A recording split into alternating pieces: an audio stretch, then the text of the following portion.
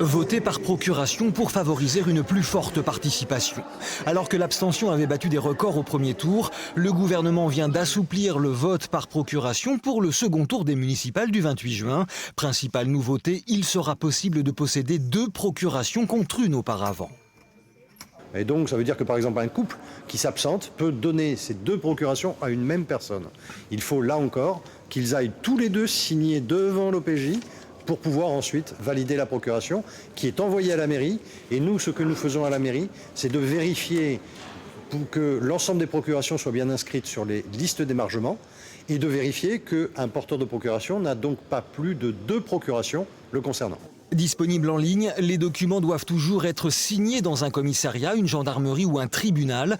À Toulouse, pour l'heure, pas d'engouement particulier pour ce type de vote. Les électeurs que nous avons croisés rassurés préfèrent se déplacer. Ah bah oui, je suis rassurée d'aller voter, enfin ça ne me pose pas du tout de souci d'aller voter.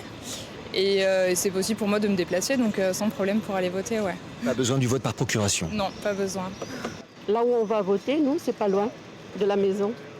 Donc on y va. Avec le masque? Avec le masque. J'irai physiquement dans un bureau de vote.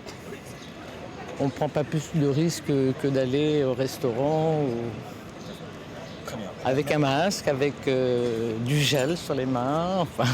et mon crayon. Aller voter en toute sécurité sanitaire, c'est aussi le message délivré par la mairie de Toulouse qui, pour l'heure, n'a reçu que 3000 votes par procuration contre 3400 au premier tour.